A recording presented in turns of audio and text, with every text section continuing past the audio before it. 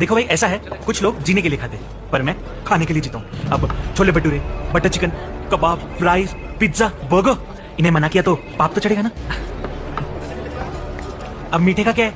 रसमलाई, गुलाब जामुन, रसगुल्ला, आहा, my sweet tooth, उसमें तो मेरे दांत हाथी बराबर।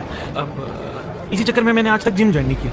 वहाँ इंस्ट्रक्टर बोलेगा हेल्दी खाओ, बोलेगा बिरयानी फिटनेस की दुश्मन है। हाँ, नहीं भाई, रहने दे। अब ऐसे दोस्त से तो दुश्मन बेटर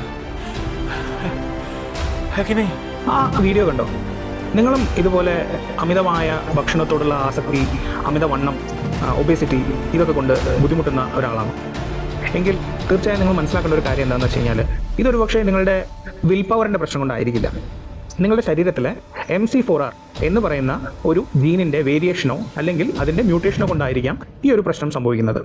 അപ്പോൾ നിങ്ങൾ ഏത് തരത്തിലുള്ള ഡയറ്റ് എടുത്താലോ അല്ലെങ്കിൽ എത്രമാത്രം എക്സസൈസ് ചെയ്താലോ ഇതെല്ലാം ശരിയാവണമെന്നില്ല. അപ്പോൾ അതിന് വേണ്ടിയിട്ട് നിങ്ങൾ ചെയ്യേണ്ടതെന്ന് പറയുന്നത് വളരെ സ്ട്രക്ചേർഡ് ആയിട്ടുള്ള, ടൈലർ മെയ്ഡ് ആയിട്ടുള്ള, ഹൈലി പേഴ്സണലൈസ്ഡ് ആയിട്ടുള്ള ഒരു എക്സസൈസ് അല്ലെങ്കിൽ ഹെൽത്ത് കെയർ പ്രോഗ്രാമിൽ ജോയിൻ ചെയ്ത് അതിന് അനുബന്ധമായിട്ടുള്ള ഭക്ഷണവും വ്യായാമവും മരുന്നും കഴിച്ചാൽ മാത്രമേ നിങ്ങൾക്ക് ഈ തരത്തിലുള്ള ഒരു പൊണ്ണത്തടിയും ഒബേസിറ്റിയും കുറയ്ക്കാനായിട്ട് സാധിക്കുകയുള്ളൂ. ഇത് ഒരു ജനിതകമായിട്ടുള്ള ഒരു വേരിയേഷനാണ്. അതിന് എന്താണോ വേണ്ടത് ആ രീതിയിലുള്ള ഒരു പ്രോഗ്രാം വേണം നിങ്ങൾ ചെയ്യാനായിട്ട്.